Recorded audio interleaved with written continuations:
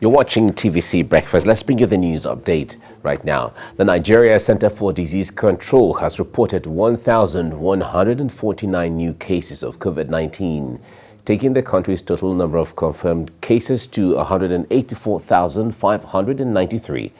Lagos recorded the highest number of new cases with 680 new infections, followed by Rivers State with 157 new cases, while Akwa Ibom State had 94 new cases. So far, 167,738 people have been discharged, while 2,236 people have died from COVID-19 complications. President Muhammadu Buhari has expressed his sympathy to families and other victims of floods following continuing heavy rainfall over the past weeks, which has affected thousands of people in 32 states of the country. In a statement signed by the Senior Special Assistant to the President on Media and Publicity, Garba Shehu, the President, upon resumption of duty after a 5-day quarantine, expressed concern over the situation. President Buhari called for better coordination between the federal authorities, including NEMA and state governments, to develop a culture of respectful weather forecast and to act upon early warnings to avert the yearly occurrence of disasters. He commended the few states that activated their response mechanism following the warnings. President Muhammadu Buhari has approved a committee to immediately commence the implementation of the Petroleum Industry Act.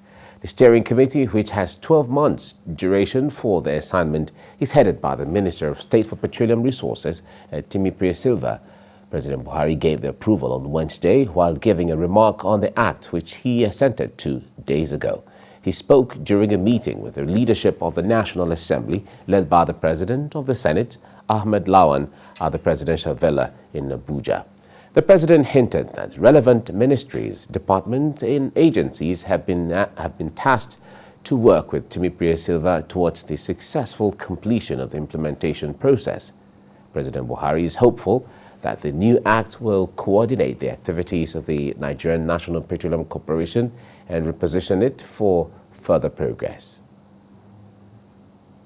We are all aware that past administrations have identified the need to further align the industry for global competitiveness, but there are lack of political will to actualize this needed transformation. This lack of progress has stagnated the growth of the industry and the prosperity of our economy.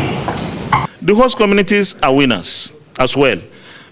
It may not be necessarily exactly what some of them had hoped, but you know, from zero to 500 to over $500 million, I think it's a big jump.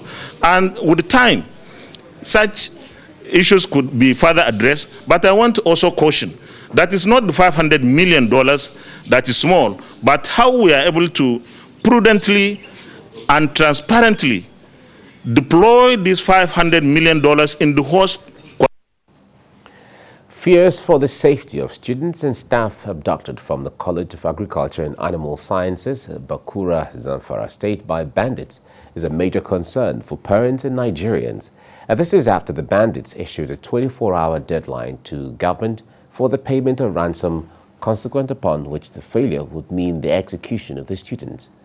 Earlier, the students appealed to Governor Bello Matawalle to pay the ransom as the clock ticks.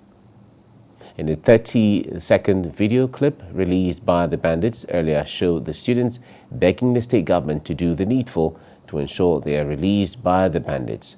One of the students who spoke in Hausa said, and I quote, "You can see the condition we're in. They are threatening to kill us if the government does not produce the ransom in 24 hours. The bandits even took us to see the dead bodies of those they have already killed." End of quote.